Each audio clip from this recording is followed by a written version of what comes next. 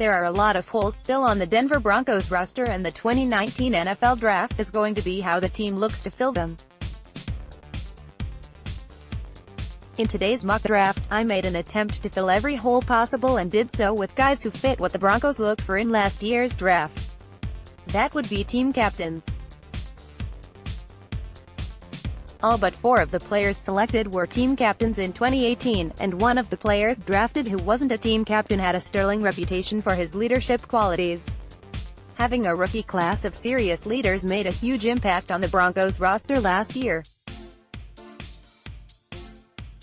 Can you imagine how much worse that season would have gotten without the 2018 rookies? The NFL Draft is around the corner and soon the Broncos will be on the clock. Don't miss out on any news and analysis. Take a second to sign up for our free Broncos newsletter, delivered 3 times daily.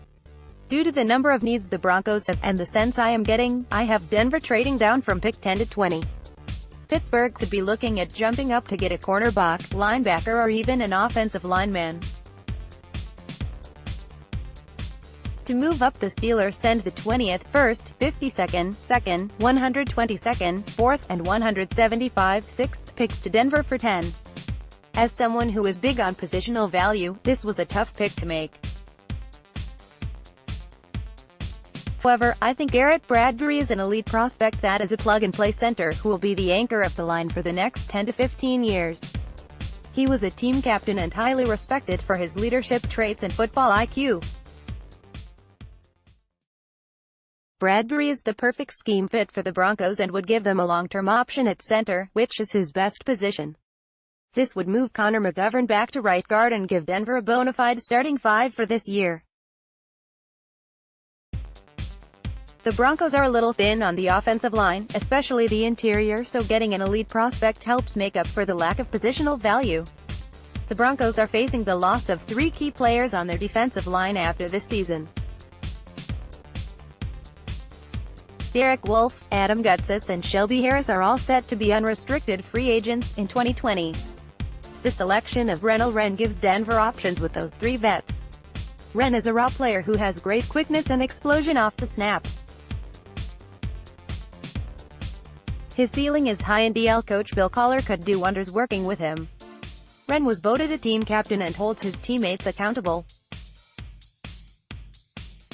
He also has a strong work ethic with a desire to constantly improve his game, which makes this pairing even more enticing.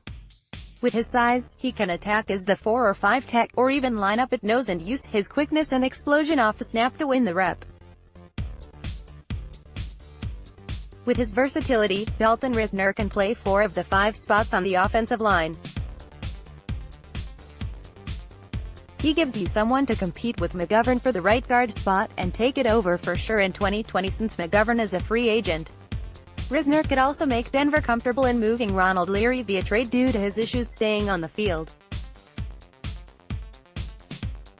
Denver would have a lot of options with Risner and where to play him this year, but he is the type of player you want to find a spot on the field.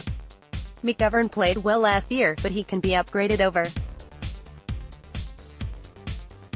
With Bradbury, McGovern won't be the center and would upgrade the depth on the interior if Risner does beat him out. If not, then Risner is good depth to have. The Broncos need to find a good cover linebacker, and Jermaine Pratt is just that.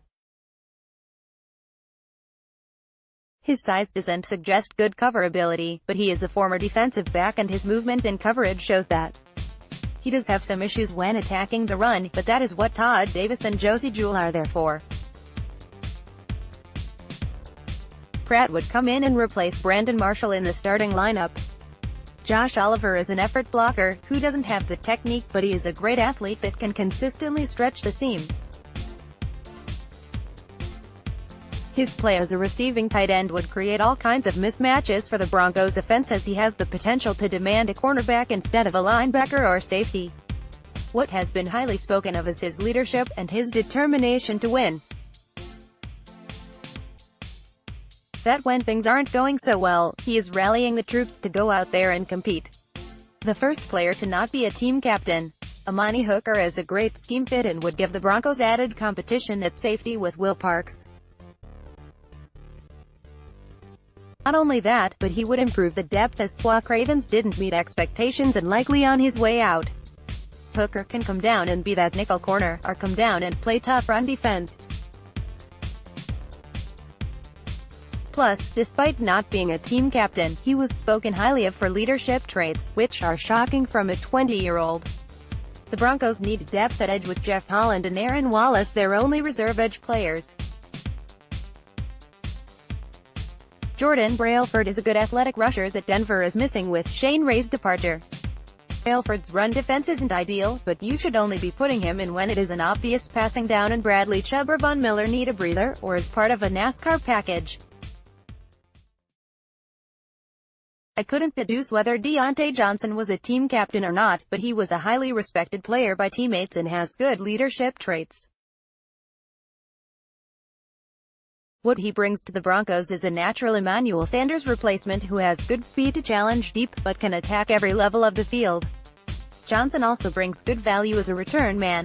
People I have spoken with about Johnson rave about his attitude, work ethic and desire.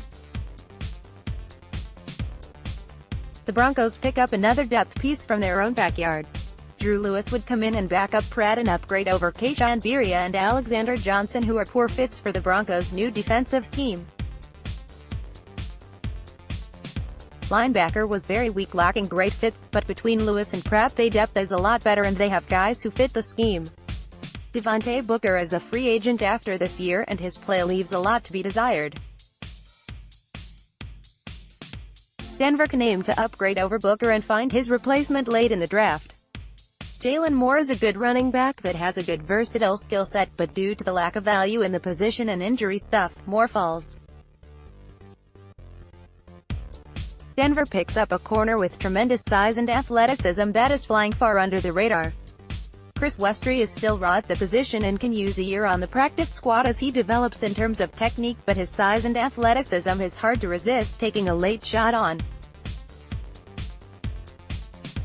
Bradbury, Risner, Wren, Pratt, Oliver, Brailford and Moore were all team captains.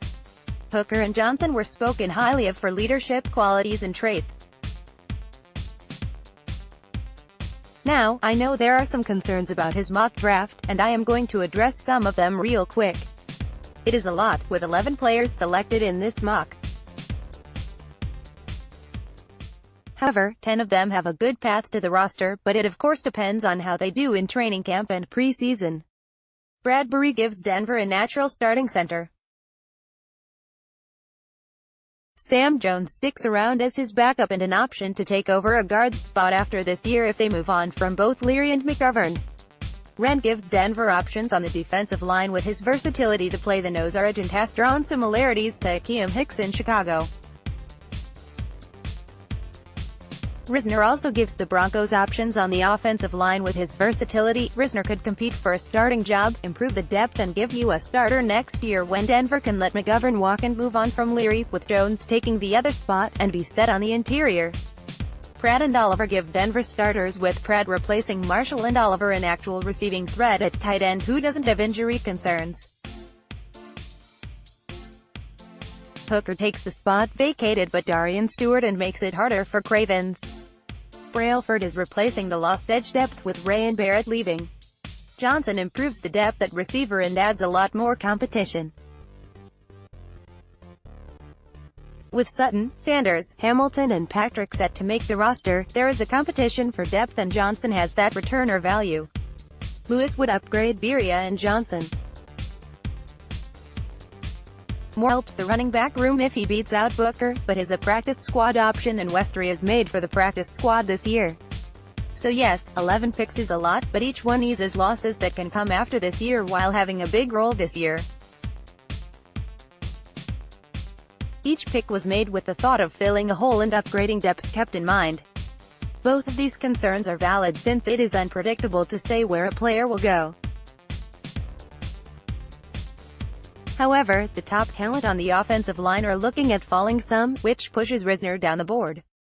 With concerns about his length, his falling to this range is entirely plausible. As for Oliver, he has mixed reviews among people in the media and in the NFL. It is a deep tight end class with a good number of guys sitting in the 3rd, 4th round status, and that includes Oliver, and that could see him fall some. There is a simple reasoning behind this. The value of future picks is so drastically different from team to team. I am not the biggest fan of doing trades involving them. Dwayne Haskins, Drew Lock. There were a couple of picks I considered taking a quarterback, but they would have been a bigger reach than I was willing to make. Once I got to the day 3 picks, and the holes being filled for both this year and to offset potential free agent departures next year, I decided I wouldn't take one with the mindset of getting one in the 2020 draft. It isn't ideal, but was better than reaching for guys I was uncomfortable taking.